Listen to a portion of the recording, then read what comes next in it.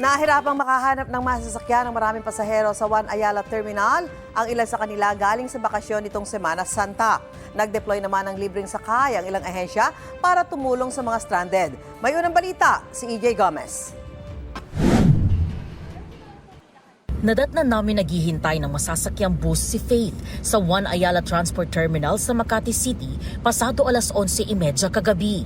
Mula raw siyang Muntinlupa at naroon na ng alas 9 ng gabi. Tuwing linggo raw siya umuwi mula Muntinlupa patungong Mandaluyong kung saan siya nagtatrabaho. Pero kagabi, laking gulat niya raw nang makita ang dagsa ng mga pasahero sa sakayan. Umikot-ikot na rin ang pila ng mga pasahero. Nagulat po ako kasi po walang MRT. Hindi ko din po alam na walang MRT ngayon. Pahirapan po talaga kasi madami din po nagko-commute ngayon. Kahit po yung iba po nakatayo na din po sa bus. Sa haba ng pila, sinubukan na lang niyang mag-book ng motorcycle taxi para diretso na sa bahay nila ang kanyang bababaan. Pero inabot din na mag-aalas 12 ng hating gabi bago siya nakakuha ng masasakyan. Stress daw lalo't may pasok na siya ngayong araw. Isa rin sa mga naipit sa terminal si Ann na bumiyahe mula Cavite at patungong Eastwood sa Quezon City. Ngayon lang ako naka-encounter ng wala palang ganong biyahe. Bubuk na motor taxi and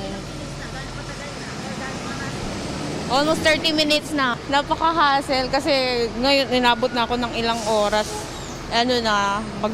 Magto-12 na actually.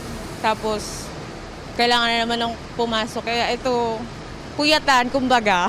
Pasado alas 8 kagabi, nang dumagsa ang mga pasahero sa EDSA Carousel Bus Station sa Juan Ayala ayon sa tauhan ng Special Action and Intelligence Committee for Transportation ng DOTR. Tumulong na rin sila sa pagbando sa mga naghihintay ng mga pasahero. Dagsa ang pasahero kagabi dahil marami ang napilitang sumakay ng bus dulot ng pansamantalang pagtigil ng operasyon ng MRT-3 mula April 2 hanggang April 5 para sa Holy Week annual maintenance activities nito. Marami din ang pauwi na sa Maynila mula sa bakasyon nitong Semana Santa. 3 bus mula sa PITX ang idineploy ng DOTR SAIC para sa libreng sakay sa mga stranded na pasahero kagabi. May 2 minibus din daw ng PNP ang nagsakay ng mga pasahero, habang may 2 bus para sa 3 trips naman ang ibinigay ng Philippine Coast Guard. Itong unang balita. EJ Gomez, GMA News.